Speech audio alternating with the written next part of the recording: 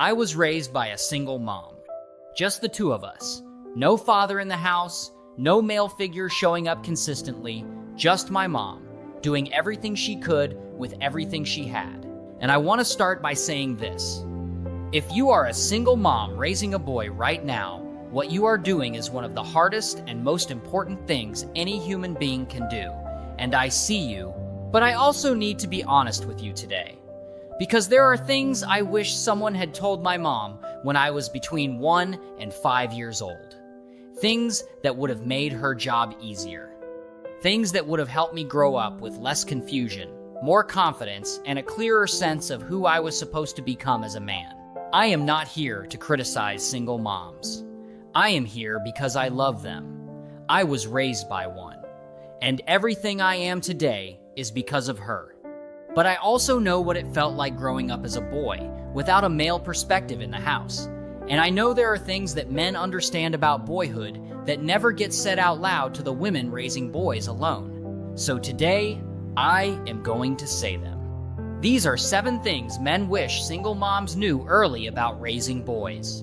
Not to make you feel like you are doing it wrong, but to give you the inside knowledge that could change everything for your son before he even starts school. Hi, my name is Joshua, and I was raised by a single mother. This channel exists because I believe that single moms deserve real, honest, practical support from someone who has lived on both sides of this story, both as the boy being raised and as the man looking back. Today, I am speaking directly to you, and I hope every word lands exactly where it needs to. Number 1, he needs you to let him be rough. One of the first things I wish my mom had understood early is that little boys are physically wired differently from little girls. When I was 2, 3, 4 years old, I wanted to climb everything, jump off everything, roll around on the floor, wrestle, run into walls, make loud noises with my mouth for absolutely no reason. And I remember being told to stop, to calm down, to sit still, to be careful. And here is what I want you to understand. That energy was not bad behavior. That was my brain developing exactly the way a boy's brain is supposed to develop. Research shows that boys have higher levels of physical energy output than girls from as early as 12 months old. Their brains are wired to learn through movement, through physical experience, through testing the limits of their bodies and their environment. When a little boy climbs a tree, he is not trying to give you a heart attack.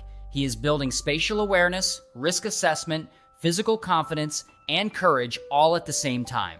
When you constantly shut that down, when you tell him to stop every time he gets loud or physical or rough, you are not keeping him safe. You are teaching him that his natural energy is wrong, that who he is at his core is too much. And that is a feeling that will follow him for years.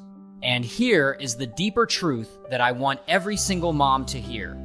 The boys who are allowed to be physically free and expressive in their early years are the ones who grow up with the most self-confidence. Because they learned early that their body is capable, that energy is good, and that the world is a place they can engage with fully. That confidence does not come from sitting still. It comes from being allowed to move. Number 2, he is watching how you treat men. This one is hard to say, but it is one of the most important things I can share with you today. Your son is watching how you talk about men, how you talk about his father, even if his father is not around, how you respond when a man disappoints you, how you speak about men in general in your home. And he is using all of that information to build his understanding of what men are worth, and what kind of man he should become.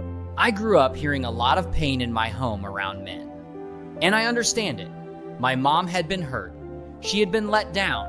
She had every right to feel what she felt. But what I absorbed as a little boy was confusing, because I was also a male.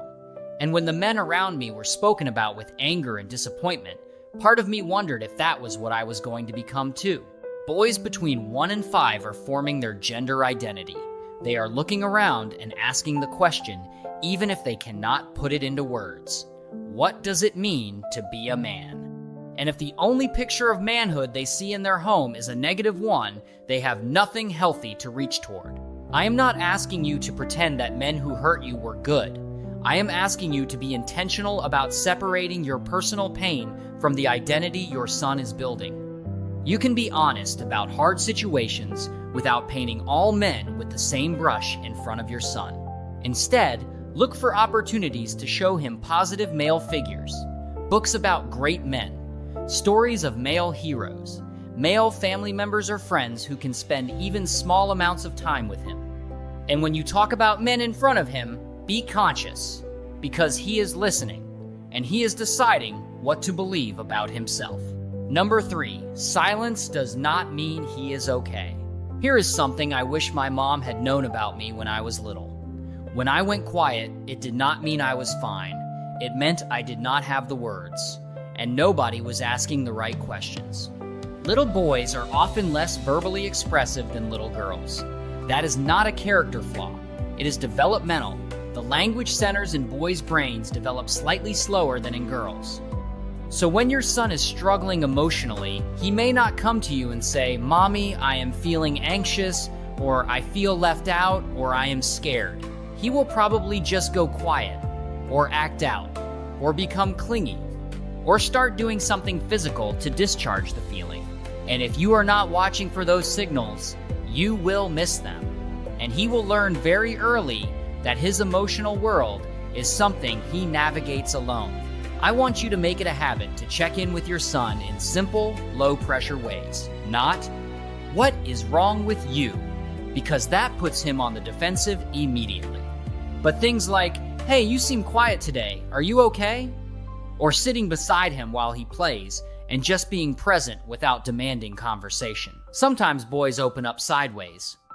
They will start talking about something completely unrelated, and then slowly the real thing will come out, but only if you are patient enough to stay in the room.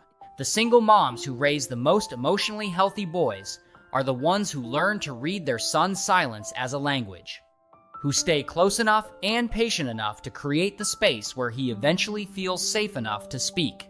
Number 4, he needs to see you respect yourself. I am going to say something that might surprise you. One of the most powerful things you can do for your son's future relationships is to love yourself well right now in front of him. Your son is watching everything.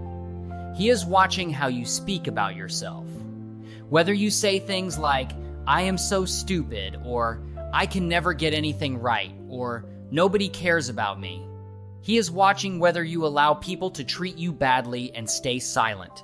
He is watching whether you put yourself last every single time, whether you have any joy that belongs just to you.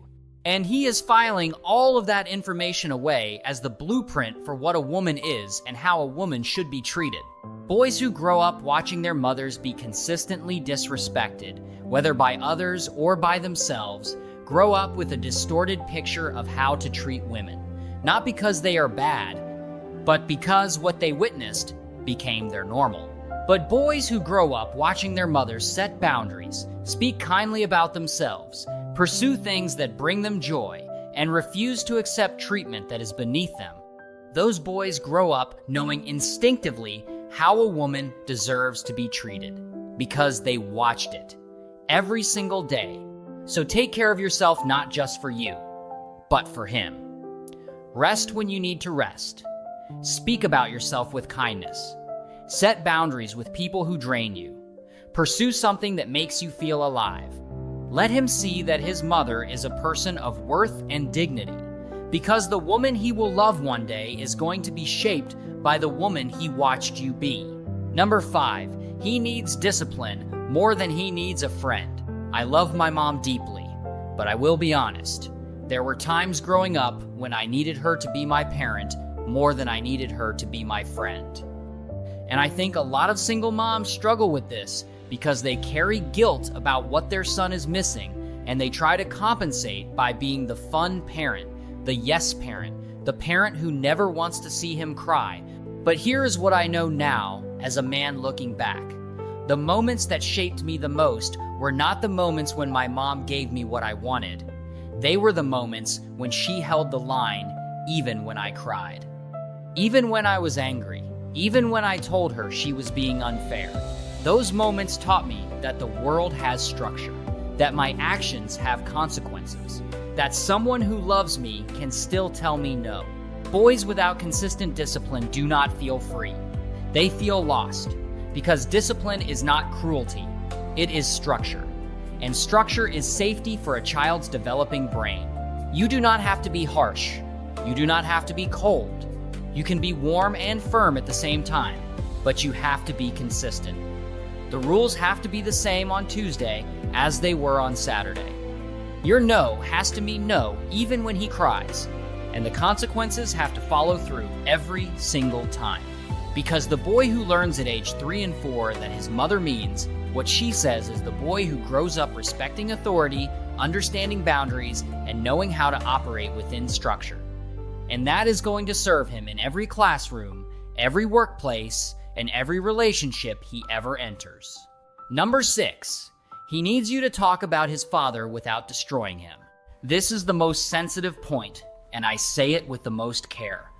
I know that some of you are raising your son alone because his father chose not to be there. And that pain is real. That anger is valid. That grief is something you carry every single day. I am not minimizing any of that. You do not have to lie. You do not have to pretend his father was a good man if he was not. But you can find ways to answer your son's questions that protect his sense of self while still being honest. Things like, your father and I were not able to be together, but that has nothing to do with how valuable you are. Or, your father had struggles that were his own, and none of that is because of you. What you want to avoid is using his father as a weapon in front of him, speaking about him with pure contempt, making your son feel like he comes from something shameful, because he is half of that man. And when you destroy that man in front of your son, you destroy a piece of your son's sense of self along with it. Protect his identity, protect his worth, and trust that as he grows older, he will develop his own understanding of the full picture. Number 7, your love is enough, but it needs to look like this. I want to close with the most important thing I have to say today. You are enough.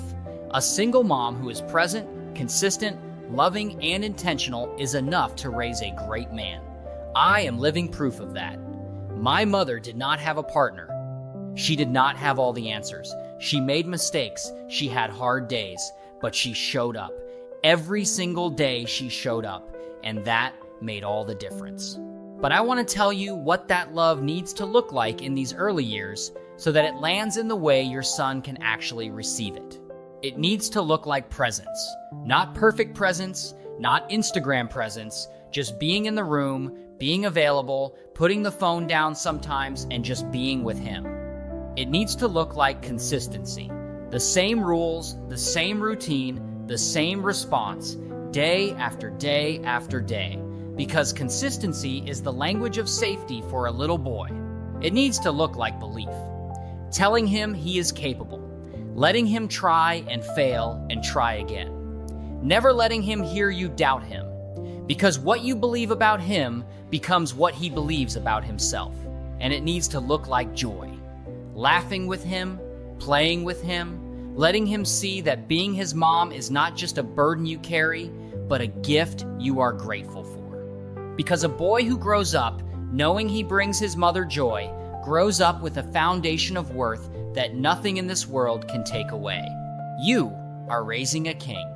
And kings are not born in palaces. They are built in the quiet, ordinary, faithful love of a mother who refused to give up.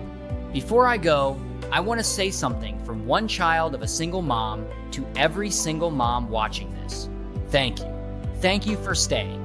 Thank you for choosing your son every day, even when it is exhausting, even when it is lonely, even when nobody sees how hard you are working.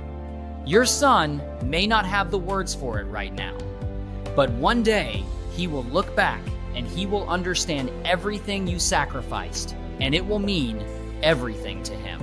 I know because I lived it. And if you want a complete guide to walking this journey with confidence and clarity, I want to put something in your hands. It is called How to Raise Kings and Queens. It was written for mothers exactly like you. Inside, you will find practical guidance for every stage of your son's early years. the hard conversations, the moments of doubt, the days when you need someone to remind you that what you are doing matters deeply and that you are more than capable of doing it well. The link is in the description below, not because it is just a book, but because your son deserves a mother who has every tool she needs, and you deserve the support. You did not just raise a boy. You are raising the man that this world desperately needs, and he is everything because of you.